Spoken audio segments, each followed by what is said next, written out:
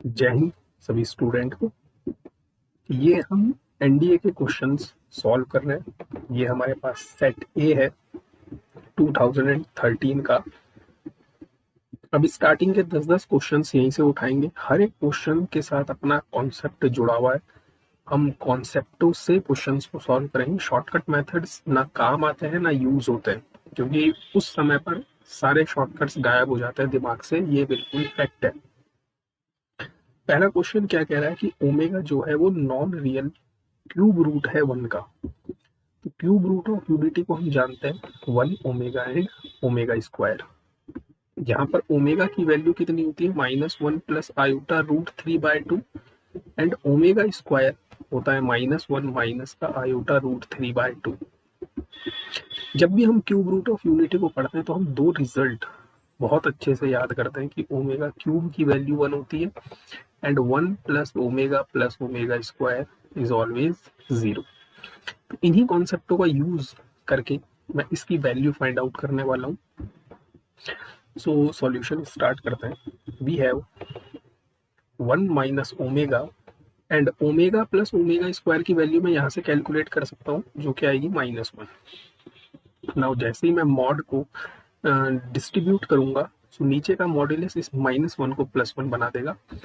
Now we have modulus of 1 minus and omega होता क्या है, ओमेगा होता है -1 प्लस आयोटा रूट 3/2। अब इसको सिंपली हम सॉल्व कर लेते हैं तो हमें मिल जाएगा 3/2 माइनस का आयोटा रूट 3/2। अब आप सिंपली इसका मॉड्यूलस फाइंड आउट कर सकते हैं। मॉड्यूलस क्या आएगा, under root of real part का स्क्वायर प्लस इमेजिनरी पार्ट का square. So this is 3/4। So this is nothing but square root of 12/2 and we have 2√3/2। सो 2 से 2 कैंसिल आउट हो जाएगा। सो हमारा आंसर कितना आ जाएगा, स्क्वायर रूट ऑफ 3। सो कौन से क्वेश्चंस में कौन से कॉन्सेप्ट लग रहे हैं आपको ये चीजें पता होनी चाहिए। Next question we have this one. Question क्या कह रहा है, एक सेकेंड। परम्यूटेशन एंड कॉम्बिनेशन का हमारे पास क्वेश्चन है, बहुत प्यारा है। डिविजिबिलिटी रूल पूछ रहा है आपसे कि आपने पढ़ा है या नहीं। सो what is the number of 6 digit. सबसे पहली बात तो आपको 6 डिजिट का एक नंबर फॉर्म करना है। तो 6 डिजिट का जो भी नंबर होगा उसके लिए मैं 6 प्लेसेस बना देता हूँ। That can be formed only using the digit this. आपको केवल इन डिजिट का यूज करना है। ईच वंस मतलब रिपीटेशंस अलाउड नहीं है, ये बात हम दिमाग में रखेंगे। Repetitions not allowed and divisible by 6। कोई भी नंबर 6 से तभी डिविजिबल होता है जब वो 2 और 3 दोनों से डिविजिबल हो। कोई भी नंबर हमारा 2 से तब डिविजिबल होगा जब उसका जो लास्ट का प्लेस है दिस इज इवन नंबर। तो सबसे पहली बात हम ये देखते हैं कि यहाँ पर हम इवन नंबर्स क्या क्या पुट कर सकते हैं। सो एक इवन नंबर तो मैं यहाँ पर 0 पुट कर सकता हूँ, या एक इवन नंबर मैं यहाँ पर 2 पुट कर सकता हूँ, या एक इवन नंबर मैं यहाँ पर 4 पुट कर सकता हूँ, है ना। मेरे पास ये 3 ही केसेस है। अब क्योंकि मैं या तो मैं इस केस को फॉलो कर सकता हूँ, या मतलब एडिशन इस केस को फॉलो कर सकता हूँ, या मतलब अगेन एडिशन मैं इस केस को फॉलो कर सकता हूँ। ये तो 2 से डिविजिबिलिटी रूल आ गया। नाउ 3 से डिविजिबिलिटी रूल ये कहता है कि जो भी आप नंबर यहाँ लिखोगे उनका सम 3 से डिविजिबल होना चाहिए। तो सबसे पहली बात, मैंने एक नंबर तो 0 यहाँ पर फिल कर दिया। अब मैं जो भी नंबर यहाँ पर फिल करूंगा वो सब यहीं से आने वाले हैं। इन सब का सम कितना है, तो इन सब का सम है 15 which is always divisible by 3। मतलब आप यहाँ पर बिना रिपीटेशंस के कोई से भी नंबर रखो, आपको वो नंबर जो भी मिलेगा वो 3 से डिविजिबल मिलेगा। तो सबसे पहली बात, पहली प्लेस ये जो लास्ट की प्लेस है इसको भरने के कितने तरीके हैं, केवल एक तरीका है कि हमने यहाँ पर 0 फिल करा है। और बाकी इसके बाद आप यहाँ पर इस प्लेस को भरने के कितने तरीके हैं, 5। इस प्लेस को भरने के 4 तरीके, इस प्लेस को भरने के 3 तरीके, फिर यहाँ पर 2 वेज एंड यहाँ पर 1 वेज, है ना। मतलब आप इस 0 को छोड़ करके इन पांचों में से कोई भी नंबर यहाँ पर फिल कर सकते हो सेम। अब जो भी नंबर आपने यहाँ फिल करा है वो आप इस पोजीशन पर फिल नहीं करोगे तो बाकी के 4 नंबर आप यहाँ पर फिल कर सकते हो। ऐसे ही करके आप पहला वाला जो केस है इसमें आप 5 फैक्टोरियल तरीके से नंबर अरेंज कर सकते हो, नंबर बना सकते हो। लेकिन जब आप सेकंड वाले केस पर आओगे तो आपने इस वाली प्लेस को भरने के कितने तरीके, केवल एक तरीका कि यहाँ पर 2 के अलावा और कुछ नहीं आ सकता, क्योंकि हमें इवन नंबर भी बनाना है एज वेल, है ना। लेकिन अब हम बात करें तो आप पहली पोजीशन पर 0 पुट नहीं कर सकते, क्योंकि पहली पोजीशन पर मैं 0 पुट करूंगा तो मुझे 6 डिजिट का नंबर नहीं मिलेगा। इसका मतलब एक तो आपने नंबर यहाँ फिल कर दिया और एक नंबर आप यहाँ फिल नहीं कर सकते, वो है 0। तो आपके पास टोटल कितने तरीके हैं, तो टोटल 4 नंबर बचे हैं। इन 4 नंबर में से मैं यहाँ पर कोई भी नंबर फिल कर सकता हूँ। लेकिन अब की बार जब आप इस वाले नंबर पर आओगे तो यहाँ पर 0 के लिए जगह खुल गई है। मतलब इस प्लेस को फिल करने के कितने तरीके, 4। फिर इस प्लेस को फिल करने के कितने तरीके, 3, क्योंकि रिपीटेशंस अलाउड ही नहीं है। इस प्लेस को फिल करने के तरीके 2 एंड इस प्लेस को फिल करने के तरीके 1। तो अब की बार 5 फैक्टोरियल नहीं आएगा, अब की बार कितना आएगा, 4 इंटू 4 इंटू 3 इंटू 2। ठीक, इन द सेम वे यहाँ पर प्लेस को, यहाँ पर आप 0 फिल नहीं कर सकते तो इस प्लेस को फिल करने के 4 ways, then 4 ways, then 3 ways, then 2 ways, then 1 ways, और लास्ट पोजीशन पे तो आपने फिक्स करा हुआ है कि यहाँ पर 4 ही आएगा, दैट इज 1 वेज। तो यहाँ पर भी आपके पास कितना आ गया, 4 इंटू 4 इंटू 3 इंटू 2। नाउ आप इन सबको आपस में ऐड करो, 5 फैक्टोरियल प्लस दिस, जो भी आंसर आएगा, आई थिंक 312 इसका आंसर आएगा, ये आपका फाइनल आंसर बनेगा। नेक्स्ट क्वेश्चन पर बढ़ते हैं। बाइनरी नंबर का हर बार क्वेश्चन एनडीए में देखने के लिए मिलता है, बहुत इजी सा टॉपिक है, केवल 2 से हमें डिवाइड करना होता है और रिवर्स प्रोसेस में इस नंबर को हमें लिख देना होता है ना। हमें इस नंबर का बाइनरी नंबर रिप्रेजेंटेशन करना है कि इसका बाइनरी नंबर क्या आएगा। तो आपको जस्ट क्या करना है, जो भी आपको नंबर गिवन है 1011, इसमें 2 से डिवाइड करते जाना है। सो 2 से हम डिवाइड करते हैं, 2 5 जा 10, फिर 0, 2 5 जा 10, जो रिमाइंडर बचा है उसको साइड में लिखते रहते हैं। फिर 2 से डिवाइड करेंगे, 2 2 जा 4, 2 5 जा 10, 2 2 जा 4, 1 रिमाइंडर बच गया। फिर 2 से डिवाइड करूँ, 2 1 जा 2, 2 2 जा 4 और 2 6 जा 12, अब की बार रिमाइंडर 0 है। देन फिर 2 से 2 6 जा 12, 2 3 जा 6, रिमाइंडर 0। नाउ फिर 2 3 जा 6, 2 1 जा 2, रिमाइंडर 1। फिर 2 से 2 1 जा 2, 2 5 जा 10, रिमाइंडर 1। फिर 2 से 2 7 जा 14, रिमाइंडर 1। 2 3 जा 6, 1, एंड लास्ट में 2 1 जा 2 एंड रिमाइंडर 1। तो आपको गाड़ी घुमानी है यहाँ से, ठीक, देखो गाड़ी कहाँ से घुमानी है, रिवर्स प्रोसेस में ऐसे। तो यहाँ से लिखना शुरू करेंगे हम, सबसे पहले ये 1, फिर ये 1, फिर ये वाला 1 3, फिर ये 1 4, फिर ये 1 5 एंड फिर 0 0 1 1। तो ये आपका बाइनरी नंबर रिप्रेजेंटेशन हो गया, है ना। तो याद रखना, जब भी बाइनरी पूछे तो आपको 2 से डिवाइड करते जाना है, इधर आपको रिमाइंडर लिखना है और इनको रिवर्स प्रोसेस में लिखकर दिखा देना है, ठीक। नेक्स्ट क्वेश्चन पर बढ़ते हैं। अगला क्वेश्चन हमारा मैट्रिक्स का है। किस कॉन्सेप्ट का यहाँ पर यूज हुआ है वो मैं आपको सब बताता हूँ, क्योंकि हम फॉलो करते हैं कॉन्सेप्ट्स को, क्योंकि कॉन्सेप्ट भूले नहीं जाते, ठीक है। सबसे पहली बात, अगर ए आपके पास n क्रॉस n की मैट्रिक्स है और k मेरे पास कोई रियल नंबर है, तो जो k a का डिटर्मिनेंट होता है, ये आप पढ़ते भी हो, आपकी एनसीईआरटी में है, ये k की power n into determinant of a होता है। मतलब कहने का ये है कि अगर डिटर्मिनेंट के अंदर कोई स्केलर लिखा हुआ है, कोई कांस्टेंट है, और आप उसे डिटर्मिनेंट से बाहर करना चाहते हो, तो वो कुछ पावर लेकर आता है, और वो कितनी पावर होती है, वो एग्जैक्टली उतनी पावर होती है जितना मैट्रिक्स का ऑर्डर होता है, ठीक। दूसरी बात, determinant of adjoint of A, adjoint A का जो डिटर्मिनेंट होता है वो होता है डिटर्मिनेंट ऑफ ए की पावर n-1। ये आप याद रखेंगे। मैं थोड़ा सा एक्स्ट्रा आपको बता देता हूँ कि अगर डिटर्मिनेंट के अंदर मैंने 2 एडजॉइंट लिख दिए, एडजॉइंट ऑफ ए, तो अब की बार इसका क्या हो जाएगा, डिटर्मिनेंट ऑफ ए की पावर n-1 और क्योंकि आपने 2 एडजॉइंट लिखे हैं इसलिए स्क्वायर, 3 एडजॉइंट होते तो क्यूब, 4 होते तो पावर 4। तो इन्हीं 2 कॉन्सेप्टों का यूज मैं इस क्वेश्चन में अप्लाई करने वाला हूँ। तो देखते हैं, एक मैट्रिक्स है 3x3 ऑर्डर की, ठीक है जी, 3x3 की मैट्रिक्स है जिसका डिटर्मिनेंट आपको कितना गिवन है, 4 गिवन है।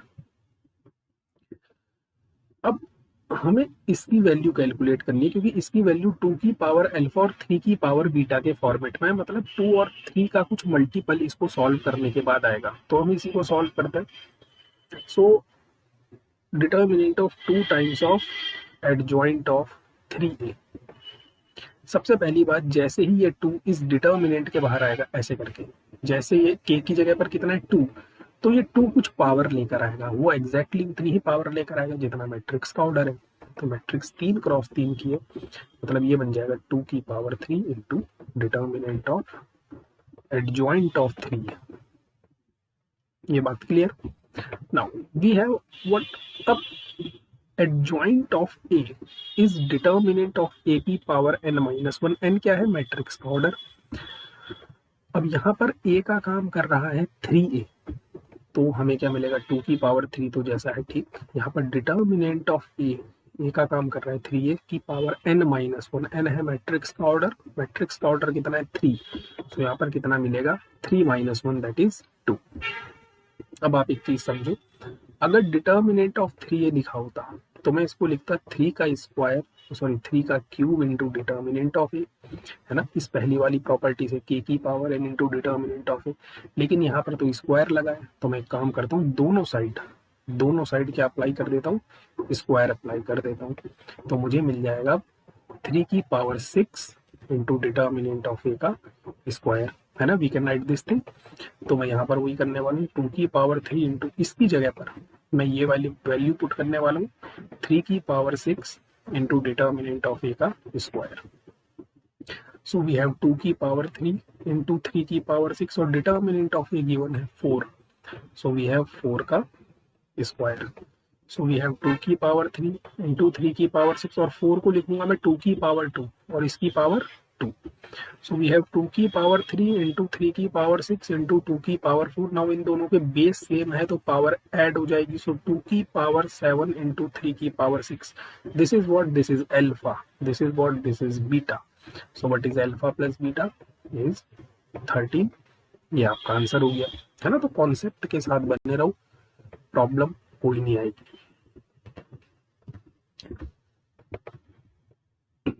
नेक्स्ट क्वेश्चन आपके सामने गिवन है क्वाड्रेटिक का, सॉल्व करते हैं इसे। Just give me 1 second. हाँ जी,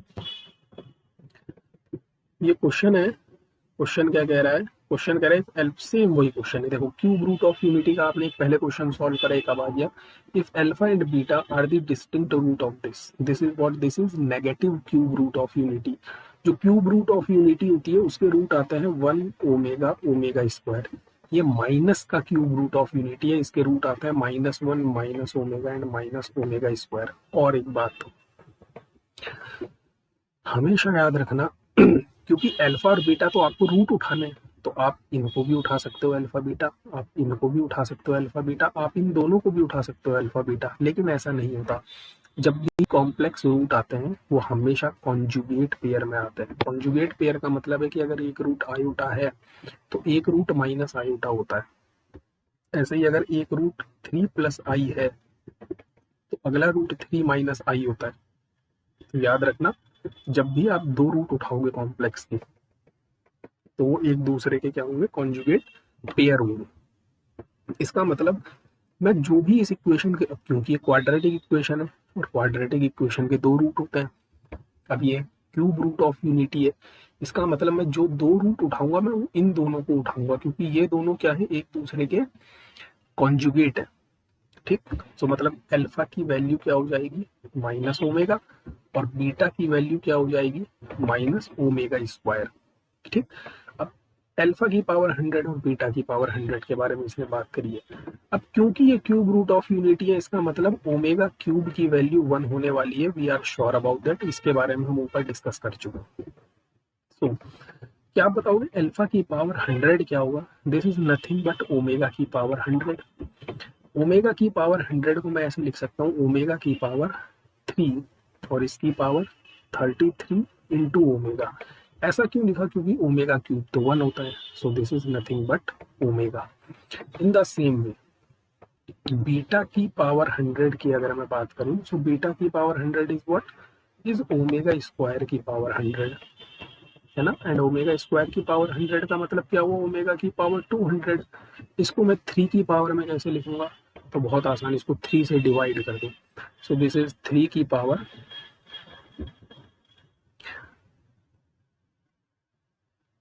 66 इंटू ओमेगा स्क्वायर, है ना। सो बीटा की पावर जो 100 है वो कुछ नहीं बल्कि क्या है? Omega square. तो आपको अल्फा की वैल्यू भी मिल चुकी है, आपको बीटा की वैल्यू भी मिल चुकी है, दोनों वैल्यूज उठाकर हम यहाँ पर पुट कर देंगे। सो अल्फा की power 100 is omega plus omega square upon omega minus omega square. Now you can easily solve this thing, आप इसको इजीली सॉल्व कर सकते हो। अब किस चीज से? हमें एक प्रॉपर्टी और पता है, 1 प्लस ओमेगा स्क्वायर की वैल्यू 0 के बराबर होती है। ठीक, सो थोड़ा सा वर्क आप खुद भी करोगे और इस प्रॉब्लम को इजीली सॉल्व कर पाओगे।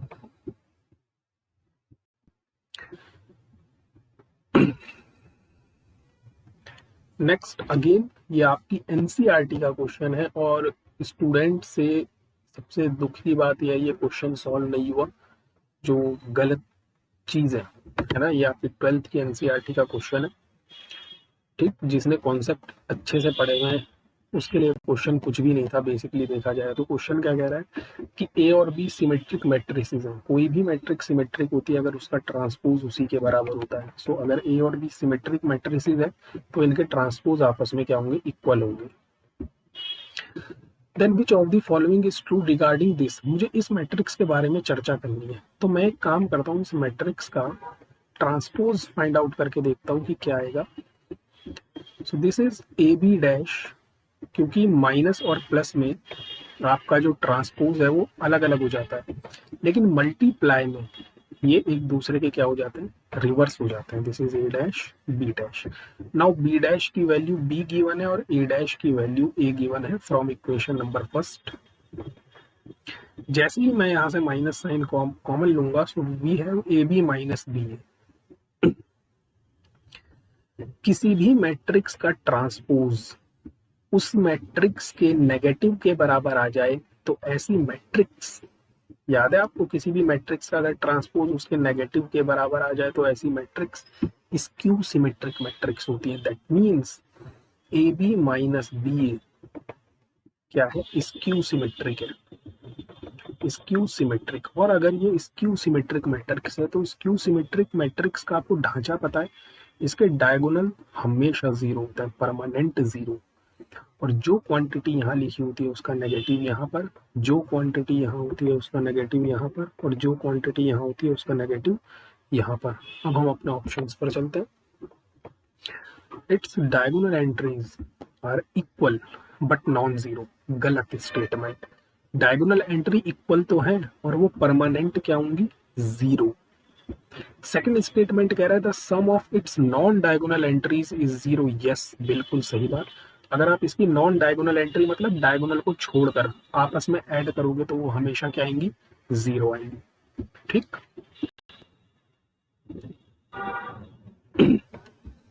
अगेन बहुत इजी प्रॉब्लम। पता नहीं स्टूडेंट मैट्रिसेस की प्रॉब्लम छोड़ के क्यों आता है। एक छोटा सा कॉन्सेप्ट यहाँ पर लगा हुआ है, आप ध्यान से समझो। आप क्यों singular and non singular matrices को पढ़ते हैं, बस वो एग्जामिनर आपसे ये जानना चाहता था। सबसे पहली बात, अगर ए नॉन सिंगुलर मैट्रिक्स है, क्या है? Non singular. Non singular matrices के इनवर्स एग्जिस्ट करते हैं, बस ये कॉन्सेप्ट है। अगर कोई भी मैट्रिक्स नॉन सिंगुलर है तो उस मैट्रिक्स का इनवर्स एग्जिस्ट करेगा। पहला ऑप्शन कह रहा है कि अगर ए बी और ए सी आपस में बराबर है तो यहां से मैं इंप्लाई करवा सकता हूँ बी और सी आपस में बराबर होंगे। कब? जब ए नॉन सिंगुलर होगा। अगर ए नॉन सिंगुलर, देखो आपको गिवन क्या है? आपको गिवन है ए बी इक्वल टू ए सी। अगर ए नॉन सिंगुलर है तो ए का इनवर्स एग्जिस्ट करेगा। अगर ए का इनवर्स एग्जिस्ट कर रहा है तो मैं ए इनवर्स से दोनों साइड मल्टीप्लाई करवा सकता हूँ। बिल्कुल, मैं इस चीज के लिए फ्री हूँ। क्यों ऐसा इसीलिए कर पा रहा हूँ मैं, क्योंकि ए नॉन सिंगुलर है। अगर ये ना दिया होता तो मैं ए इनवर्स से कभी मल्टीप्लाई नहीं करवा पाता। नाउ ए इनवर्स ए की वैल्यू होती है आइडेंटिटी, ऐसे ही ए इनवर्स ए की वैल्यू होती है आइडेंटिटी, और आइडेंटिटी की किसी भी मैट्रिक्स से मल्टीप्लाई करवाओ वो आपको वापस से वही दे देगा। इसका मतलब पहला स्टेटमेंट बिल्कुल सही है। सेकंड स्टेटमेंट में एक बात गलत हो गई, सेम ऊपर वाला ही स्टेटमेंट है लेकिन उसने ये लिख दिया फॉर एवरी। क्या ये बात हर एक एक्स के लिए सही है? नहीं, ये बात केवल उन एक्स के लिए सही होगी जिनके लिए एक्स नॉन सिंगुलर होगा। ठीक,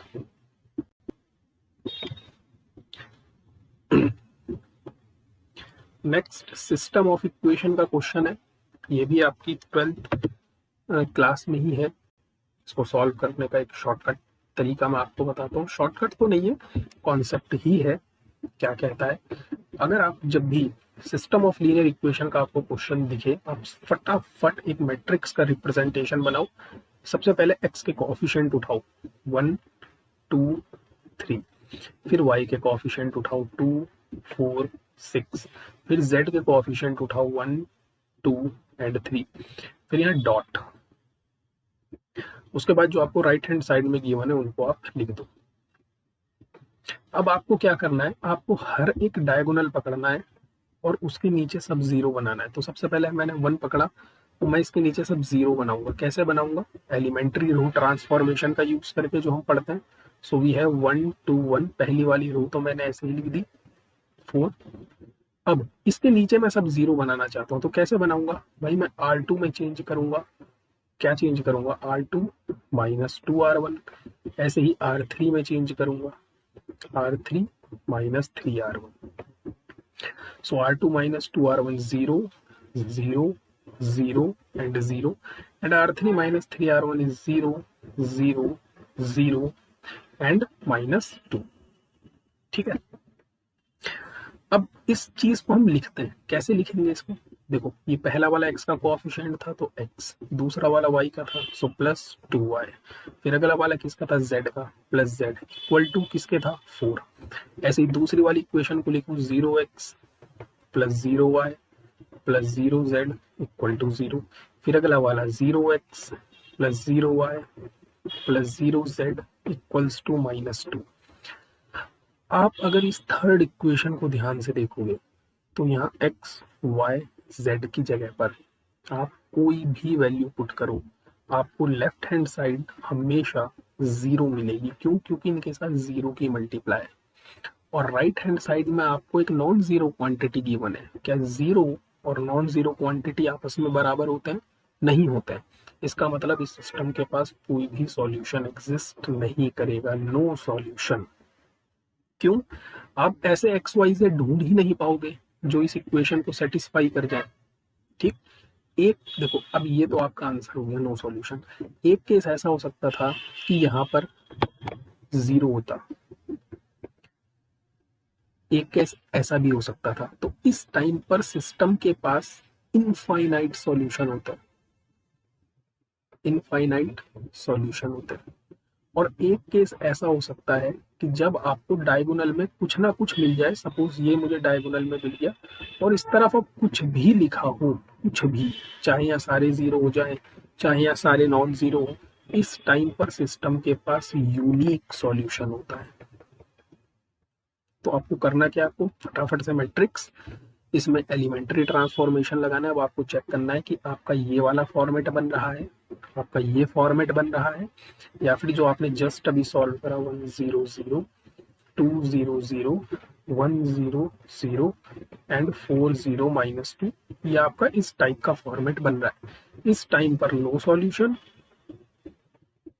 इस टाइम पर इनफाइनाइट और इस टाइम पर यूनिक।